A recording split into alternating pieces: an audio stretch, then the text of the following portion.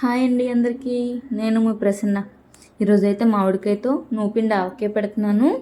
చాలా టేస్టీగా ఉంటుంది. మా అత్తగారు రెసిపీ ఇది. బాగుంటుంది, పాతకాలం నాటిది. అయితే మామిడికాయలు ఉంటాయి కదా, పుల్లటివైనా ఏవైనా పర్వాలేదు. నేనైతే ఒక 2 కాయలు పెట్టుకుంటున్నాను, సరదాగా తినాలనిపించి. ఇలా ముక్కలు అయితే కోసుకోండి. నాదైతే ఒకటి టెంక పట్టింది, ఒకటైతే జీడితోనే ఉంది. అందుకు నేను చాక్తోనే కట్ చేసుకున్నాను. ఇలా ముక్కలు అయితే కోసుకోండి, చిన్న చిన్న ముక్కల కింద, ఆవకాయ ముక్కల కింద కోసుకున్నా పర్వాలేదు. అయితే ఈ కోసుకున్న ముక్కలనంతా ఒకసారి క్లాత్ పెట్టి తుడిచేయండి. ముక్కలను తడంతా పోవాలి. తర్వాత ఒక పాన్ పెట్టుకుని అందులో ఒక గ్లాస్ నూపప్పు అయితే వేసుకున్నాను. చిన్న గ్లాస్ నూపప్పు, 2 కాయలు మామిడికాయలకి చూపిస్తాను. గ్లాస్ చూడండి, ఆ సైజు గ్లాస్ వేసుకున్నాను. అది బాగా దూరగా వేయించుకోండి. చిన్న మంటలో పెట్టుకుని వేయించుకోవాలి. మీరు కొంచెం మంట పెంచినా మాడిపోతుంది నూపప్పు, టేస్ట్ అంతా పాడైపోతుంది.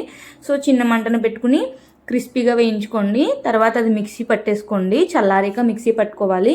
ఆపుతూ పట్టుకోండి. అప్పుడే నూపుడైతే నూనె రాదు అందులోంచి. అది పట్టుకున్నాక ఒకసారి మళ్ళీ కొలుచుకోండి. నాకు గ్లాస్కి కొంచెం ఎక్స్ట్రా వచ్చింది, 1 స్పూన్ వచ్చింది అంతే. సో ఆ గ్లాసు నూపడం అయితే 1 గ్లాస్ కారం. నేనైతే 3 మ్యాంగో కారం వాడాను. మా ఇంట్లో ఊరగాయ కారం అయిపోయిందని చెప్పి.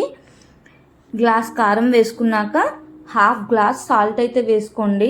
ఎందుకంటే ఒక్కొక్కరు సాల్ట్ ఒక్కొక్కలా ఉంటుంది. మాదైతే ఆశీర్వాద్ సాల్ట్, అది సాల్ట్నెస్ ఎక్కువగా ఉంటుంది. అందుకు మేము ½ గ్లాస్ వేసుకున్నాము. తర్వాత కొద్దిగా 1 స్పూన్ మెంతులు, ఇవన్నీ వేసుకోండి. ఇందులోకి 1 గ్లాస్ నూనె అయితే పడుతుంది. మేము గానుగ నూనె వేసుకున్నాను. కాకపోతే గ్లాస్ నూనె ఒకసారి వేయకూడదు, కొద్దిగా వేసుకుంటూ కలుపుకోవాలి. ముందు కొంచెం నూనె అయితే వేసుకుని ఈ పౌడర్లన్నీ వేసిందంతా కలుపుకున్నాము ఆవకాయకి.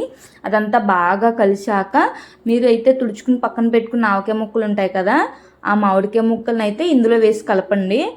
ఇప్పుడే చెప్తున్నాను, ముక్కలకి తడైతే ఉంటే నూపిండి ఆవకాయ వెంటనే పాడైపోతుంది. ఈ మామిడికాయ ముక్కలు వేసుకుని బాగా కలుపుకున్నాక మళ్ళీ ఒక 2 గరిటెల నూనె అయితే వేసుకున్నాను. అదంతా బాగా కలిసి బాగా కలుపుకోండి. తర్వాత అయితే మూత పెట్టేసి పక్కన పెట్టండి. నేను ఆఫ్టర్నూన్ కలిపాను, తర్వాత రోజు మార్నింగ్కి తిన్నాము. అయితే అప్పుడు పర్ఫెక్ట్గా ఊరిపోతుంది అనమాట. అండ్ ఇంకోటి ఏంటంటే, మీ ఉప్పుని బట్టి మీరు ఉప్పు అయితే వేసుకోండి. మాది ఆశీర్వాద్ సాల్ట్ కాబట్టి నేను ½ గ్లాస్ వేసాను. వేరే ఉప్పు అయితే ఇంకొంచెం ఎక్కువ పడుతుంది. రుచి చూసుకుని అయితే వేసుకోండి. ½ గ్లాస్ వేసాక రుచి సరిపోకపోతే మళ్ళీ వేసుకోండి. అయితే ఇదంతా ఒక డబ్బాలోకి అయితే తీసేసుకున్నాను నేను.